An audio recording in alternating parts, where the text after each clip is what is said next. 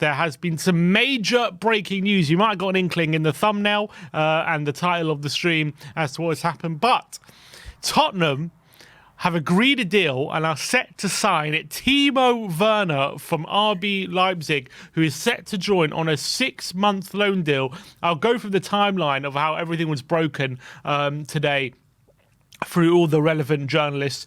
So Florian Pletterberg said that RB Leipzig striker Timo Werner on the verge of joining Tottenham on a 6-month loan deal. It is very hot. Leipzig and Spurs in final negotiations today. More details to be clarified. In brackets, option to buy. The 27-year-old is ready to leave the training camp of Leipzig soon. He then went on to say, it is likely that Tottenham will cover Werner's salary until the end of the season. There's been significant movement in the poker since yesterday. Werner is ready to join Tottenham on a 6-month loan deal immediately. Final details between the club will be clarified today. Charlie Eccleshare confirming Werner is poised to join Tottenham on loan from RB Leipzig. The clubs are finalising the details of the loan deal that would see Werner move to North London until the end of the 23-24 season. Romano on Instagram has said Werner has accepted Spurs as an ideal destination and Ange Postecoglou wants the player. Talks over a loan are advancing and progressing fast. Leipzig and Tottenham are clarifying terms, including fee and whether the deal should include an option to buy. Talks are positive. Werner is believed to be set to leave Marco Rose's camp over the weekend to fly to North London. David Heitner says Tottenham are in advanced talks with RB Leipzig over a loan move for Timo Werner. Postecoglou is keen to complete deals early in January as the manager seeks to drive his project at Spurs and is open to strengthening his front three and has identified Werner as a player who would suit his plans due to his pace, intensity and ability to meet his pressing demands and keys to his tactical plan. Eckner from out in Germany says Timo Werner expected to join Tottenham this weekend, with two clubs finalising the details of a loan deal until the end of the season. One of the final details that is discussed is a potential buy option for Tottenham. Man United were also monitoring Werner, but the player and his representatives have decided that Tottenham ought to be his next destination. Philip Fines, also a Sky Germany journalist, says Tottenham's move for Werner picked up in the last 24 hours as they got serious and signalled Leipzig that they wanted to sign Werner quickly. There are no weeks of negotiations. Rather, it was a dynamic move, and especially yesterday, the pace picked up. Discussions are well advanced and should now be finalised. Both teams basically agree Werner can go to London. The details of the modalities will be clarified today. Paul O'Keefe confirming that Werner will travel to London tomorrow, and Fabrizio Romano and Leipzig have confirmed that Werner is not in today's matchday squad as he is negotiating a move to Tottenham Hotspur. Romano confirming that Tottenham will cover 100% of his wages, and we're just waiting to confirm what the buy option will be at the end of this season. So, unbelievable news coming out of Tottenham, really. The fact that we're now set to sign Timo Werner. It's fair to say this transfer has split opinion amongst the Tottenham fan base as to whether people are happy about the potential signing or not. Obviously, he was a massive flop at Chelsea, it's fair to say, after signing for about £45 million pounds. Did win trophies, but you know, in terms of the expectation going into his move at Chelsea, he was an absolute goal machine at Leipzig before he joined Chelsea. You know, scored so many goals at RB Leipzig before he joined Chelsea. I think the season before he joined Chelsea, he had scored 28 league goals in the Bundesliga in 33 league games. So he came with massive expectations. So when he joined Chelsea, he had 2 seasons there. In his first season, got 6 goals and 8 assists, so 14 goal contributions in 35 games. Second season, I guess this is just the Premier League, he only got 5 goal contributions in 21 games, 4 goals and 1 assist. So really didn't provide Chelsea what they were looking for. Gone back to Leipzig. To be fair, Last season, 12 goal contributions in 27 games, but this season has only played 8 games, scored 2 goals, has been out of favour for Leipzig. But just to give you a flavour of how he was doing for Leipzig before the Chelsea move. In the 4 seasons before he moved to Chelsea, he got 19 goal contributions, then 11. He got 26 goal contributions, then 20, then 23, and then 36. So he was a goal contribution machine. And then it really dried up at Chelsea, unfortunately for him. And he's really lost his confidence since going back to Leipzig. And he hasn't looked the same player, to be honest. But if we are getting anything close to the player that he was before the Chelsea move, then maybe this could be a smart bit of business. But Brian, how do you assess this move? Is it just a cheap option that when maybe we should be going all out to really spend big money on an attacker right now? Or could this be a smart piece of business? So first of all, you mentioned the timeline. Obviously, I'm 5 hours behind you. I woke up about 1 a.m., which is 6 a.m. your time. Just had a quick check, nothing.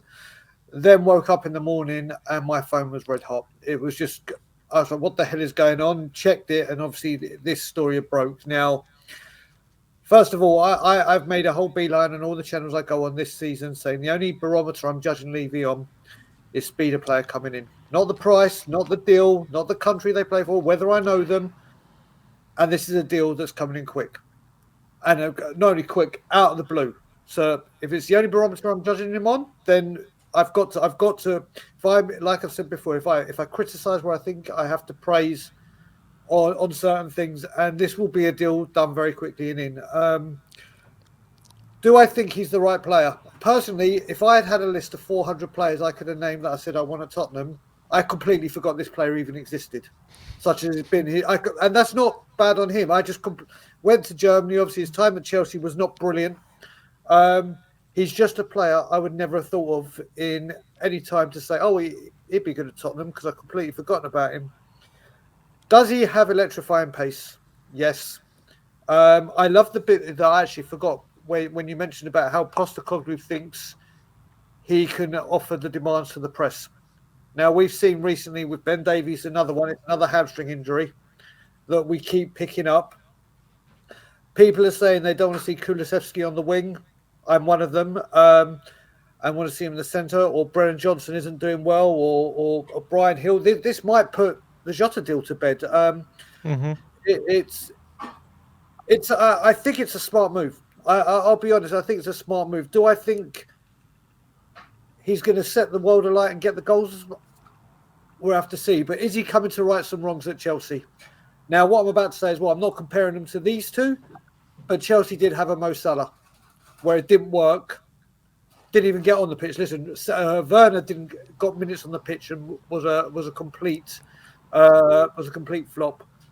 But he went away, came back. De Bruyne again, they were a lot younger. So I'm just saying, there's people that go to certain teams and can't do it, and then could come to us and do it. I don't know if he will or he won't, but I said I want players in early. This is one coming in early. I'd rather it be a defender we were talking about, but this guy, if he can click, we know, like you just said, he can cause serious damage. But it's just whether Ange can get the confidence pump going through his veins again, and let's hope he can. Yeah, and it's one of those deals where he is coming back looking to prove a point, isn't he, after his kind of failed move to Chelsea all those years, a couple years ago now. Also, it gives us a bit of versatility. Can play it across the front line.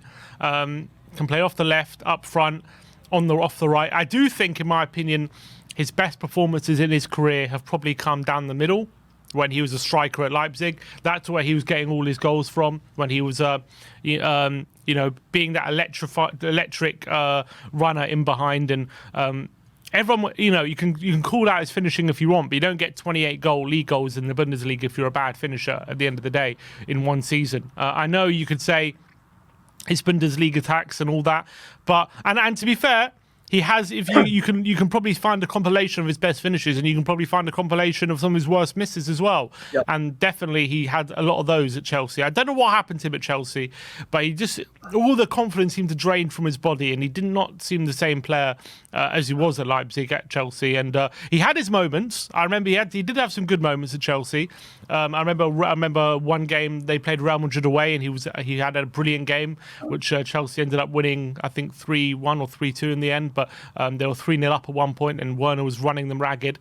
He's one of those players, if he plays to his strengths, he can be an absolute nuisance, and he can cause serious problems for the opposition. He's got, as you say, incredible pace in behind. He's an incredibly effective player running in behind off the ball. If you find he's one of those players where if you time the pass right, there's nothing the opposition can do. He's off, and you can't catch him. He's one of those, but I do question, I don't think he's the best one-on-one dribbler when he's up against a defender. I think like when he's squared up and he's going to be one-on-one with the defender in space. Apart from if he's going to just kind of run past him using his pace, where you need space to do that. I don't think he's an incredible. I don't think he's got like a box of tricks, or he's like really great at dribbling, running at defenders. I do think he relies on his pace a lot. In terms of wide areas, when it comes to creating, I think he's more of the Sonny mold when it comes to playing in the wide area, where he's quite good at cutting inside and creating shooting opportunities, or maybe running into the back post. But do I see him getting to the byline and providing a pinpoint cross or something like that? I don't know. I don't think so. In terms of his weak foot as well, when he's playing on the left, do I see him going on the outside and putting in a beautiful cross in with his left foot or a cutback?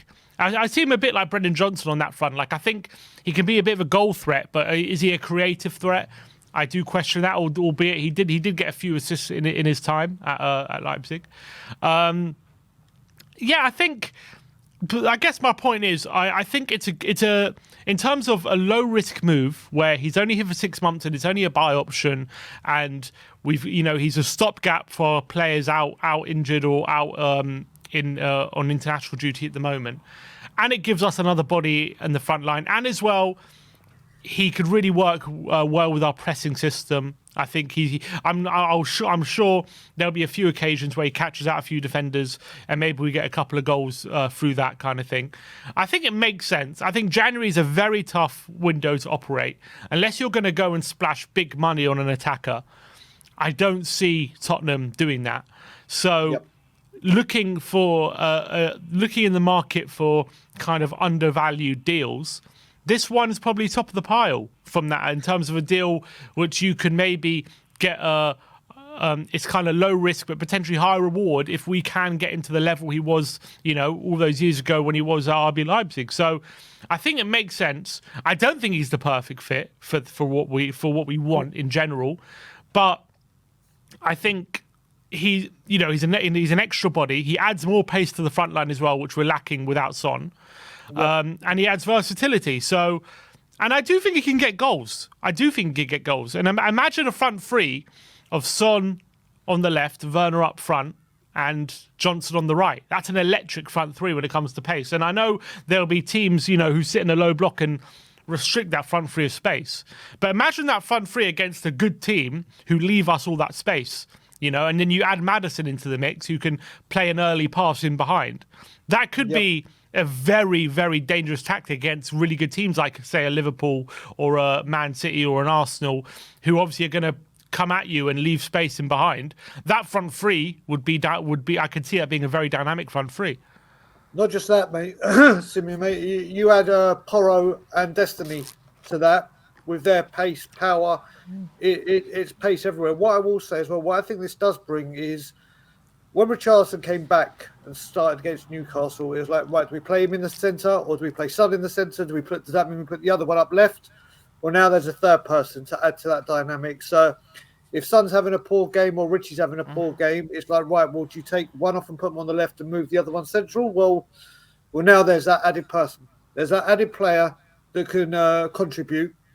It could be an inspired buy. It really could. You look at it, whether there's an option to buy at the end or what the value is, we'll see. But I think this either goes one way that it's another flop, or it goes the exact opposite way, where it ends up being an absolute blessing in disguise. And the most important thing for me about this whole deal, which means we haven't spent money, which means, again, this goes on central defenders. You got more money to go and spend. If you're thinking to Debo, if that's going to be the one was hard to get, well, you haven't got and spent a transfer fee on a striker. We know how desperately we need defenders. We know how quickly we need them, especially with Ben Davies picking up. There's more finances to go on that. But I think Werner can do something. I think he can, like you said, the pace, the power, like his finishing has been a bit of a letdown, hasn't it? His one-on-ones, I think he's one like Jermaine Defoe. His instinct. If he has time to think, he dillies and too many ideas come into his head. But like you said, if we break the offside trap with people like Maddison, and you have Johnson one side, Son in the middle, and Werner, it could be danger for other teams. It really could be. Yeah, I 100% agree. And I don't think it's a deal where I'm sitting here. Look, if we'd signed him permanently, I would be questioning it. I'll be like, is this a smart move? Do we really need another player like him? Because we have players who in the squad who maybe aren't the best technically, but do have a lot of pace. Like Brendan Johnson, he's quite similar to Brendan Johnson on that front. Like, not the best technically in terms of close control, very nimble. When he's in tight areas, is he able to wriggle out of tight spaces and things like that? Is he able to like break down a low block, those kind of things? Yeah, I do question that with Werner. I don't know if he's capable of that right now.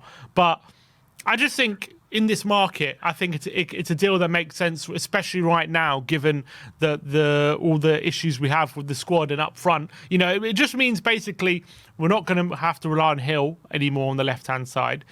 If something does happen to Richarlison, if Richarlison gets injured, we have Werner up front, and maybe even Werner can play up front ahead of Richarlison in certain games.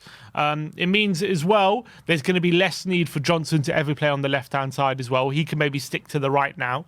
Yep. So for a 6-month loan deal, just to see how things go, and could he be a potential option moving forward? Maybe if things go really well, can we sign him for 20 million euros, which would be a good value deal if he turns out to be a really good signing. And as well, if there's one guy you want to put an arm around the shoulder, give you confidence, and try and get your form back, it's Ange Postecoglou, isn't it? I think he can do that. I think we've seen, and also I think we've seen this season how many times has Ange proved us wrong with so many players.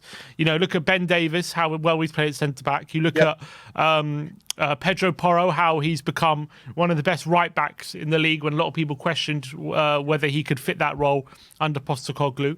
I think just there's so many examples this season. Look at Lo Celso, how he's come back into form. Thanks to Ange when everyone wrote him off. Like, there are so many examples of Ange Postecoglou getting the best out of players that in positions that people haven't fancied. So why not believe that Werner can be added to that list? I'm with you completely on that, Sim. You're looking at certain managers have certain players where they've taken them to other places as well because they know what they get out of them. Right now, it looks like Timo Werner, who is very, very low on confidence, could come here. And like you said, if there's anyone that you would think could turn lack of confidence into supreme confidence, you would have to say it was Ange Postecoglou. You mentioned people like Porro. You mentioned players that we've brought in that we hadn't even heard of, and he's turned them around. Players we had that couldn't get a tune out from other managers, and Ange Postecoglou has been able to do it. So it's a wait and see. Like I said, this is going to cause controversy because of where he's come from and the experience he had in the Premier League. But if we get the first RB Leipzig striker at Tottenham for 6 months, then I think there'll be a lot of people that will be absolutely delighted with this transfer. If we get the latter, then there's no. Hopefully, it's only an option to buy, and then we cut our losses. Exactly. So I don't think there's much downside. The only thing you could argue is, look at the position we're on the table. We really have got a really big opportunity to achieve something special. Should we be wasting our time with a player who's terribly out of form, who has had experience in the Premier League and not a very good experience, and maybe a player who do we need this type of player right now in the squad? And is it a case of Levy, being cheap again and maybe not pushing the boat out to sign an attacker for real money, and rather just taking the low risk option by getting a loan deal rather than spending, maybe 50, 60 million on a proper attacker who the squad really need. I mean, there's that element to it. Which I understand because we've been here, done that kind of thing. But I just think right now I never thought Tottenham were going to spend massive money on an attacker, and I think if you're going to sign an attacker on a permanent deal, that's 100% right for you in January. That's what it's going to take, and I never expected us to do that this window. No, you're right. Like I said, I want as much money as we can spend or have got, all to go on the defence. Yes, if we can find the deals here and there, but it's imperative, even before this window opened, that another centre back came in, and then obviously since we've had we've now got the Romero injury, it looks like Ben Davies could be out. Yes, Van de Ven is coming back, and that's a positive, but we should be strengthening. Even though it's positive, we shouldn't be easing off because he's back. We should be going, right, he's back, Romero's coming back, Dier could be out. We still need strength. So as much finances as we're going to spend to go on the defence is more than happy with me. Reading some comments about this prospective signing that people are bringing up. Leslie Crawford says 10 goals and 13 assists in 56 Premier League games is a decent return. Plus Champions League winner beating a top Man City side in the final. 10 goals and 13 assists in 56 games. That's 23 goal contributions in 56 games. Not as bad as maybe people make out. Oh, it is over half. It's just under half. 26, 52. 23, 52. Oh, 23, sorry. my bad. 46, sorry. I thought you said 26, sorry, my bad. Yeah, 23 goal contributions in 56 games. So just under half, which, by the way people talk about him, you probably expect like 1 in 5 or something. So maybe not as bad as people saying. Next Level English says he cost 25 million, so could be available for under 20 million, which I think is a very good value for a fast, hard-working international player. I think what the biggest advantage of having Werner is the pressing side of our game. I think he's a very good presser, and I think he could really help us get closer to the opposition. Maybe help Tottenham push up even more, and especially when Van de Ven is back in the back line. You've got Werner being intense up front, hounding the opposition, rushing them into long passes, and then you've got Van de Ven at the back sweeping it all up. So I definitely think that part of it could definitely work. Well, also, Sim, to add to this was, well, if it is to be 6 months, there's another guy that will come in that does know the Premier League. There'll be another international player that comes in that will speak fluent English. So there's no trying to get the language down or anything. So he will slot straight into the Premier League life and life in London as well. So that's another little bit of a plus you can have on it. So he'll come. Listen, we're in a very, very good place right now, as in where the league stands. We're in the next round of the FA Cup. It's a no-risk transfer to me. Chris Benoit, whatever that's his name. It says Werner, Richarlison. We only now miss Darwin Núñez for the ultimate front three. That would be front three that misses a lot of chances. TJR says great for depth and stopgap signing until the summer. Yeah, I completely agree. I think from that point of view, it definitely makes sense getting Timo Werner.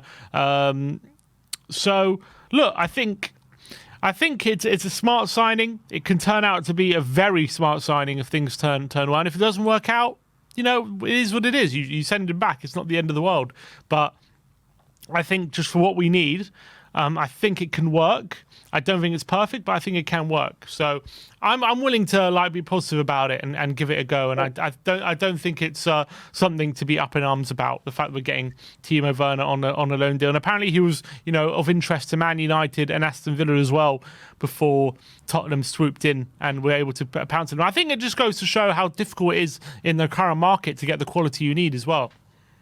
It is. I mean, I think a lot of this has got to be just how left field this has been. It's all been defend, and all of a sudden, out of the blue, a striker or forward, should we say, because he can play multiple across the line, has come out, and it's an ex-Chelsea player. And it's a player who hasn't had the best of years recently. It's just such a left field one that this was always going to be, like you said, it's a bit Marmite, really, isn't it? This how it's been reacted to, and only time will tell. But I can't see, in all honesty, how we lose in this deal. You know, we bring him in for 6 months. If he's a hit, and if there is an option to buy, then we can activate it. If it doesn't, we go back, and who knows? Right now, and God knows with Paratici, McKenzie, Lange, maybe there is a top striker that they want, but they're waiting to see if we get Champions League. To wait and see, sir. This could be just a cover till summer. We'll see how it goes. But like I said, I've said before that I'm only judging on speed, and this has been done quickly. So, and I think that's a good point as well. You know, the fact this is getting done fairly early on in the window, it doesn't give off the impression, even whether it is or it isn't, it doesn't give off the impression like other deals that we're scrambling, you know, to get anyone in. You know, anyone we can find. It gives off the impression that we've looked at him, we've decided early, this is a guy we want, and we're going for it. So I agree with you. I think, you know, the timing of it does lend to more encouragement for sure. So I do agree with that point. I think it maybe could be overlooked sometimes. One thing as well, like we said, and I got pointed out with the Vicario deal, they're looking at the data apparently. And as you said, with Ange's pressing and everything that Ange does, maybe the attributes of what they have done does suit what Ange wants him to do.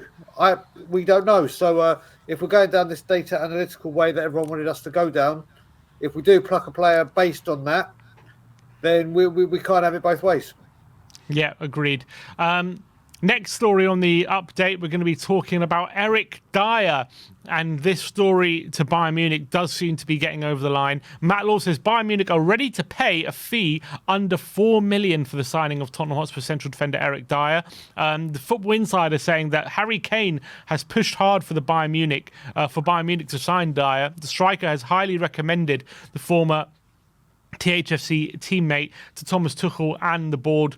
He's also discussed the potential move with Eric Dier, and David Heitner says the wheels are spinning on a deal for Eric Dier to join Bayern Munich this month with personal terms in place. Look, I'm just the main thing about this deal at the moment is I'm very surprised we are getting a fee as being insinuated by Matt Law, which considering that we sounded like we were willing to let him go on a free, and the fact that he's got 6 months left on his deal, you know, any fees are positive at this point.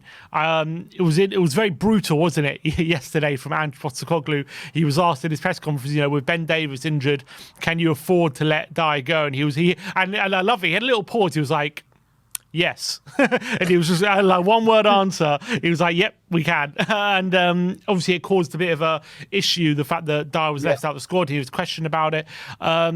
So it does seem to be hotting up, though, this Dier to Bayern Munich, which obviously seems to be a goer. It does seem to be one that's actually going to happen.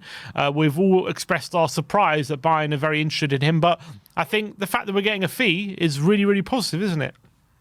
It is. I mean, first of all, Harry Kane, thank you very much indeed for doing your wise scouting report to Thomas Tuchel. It's much appreciated.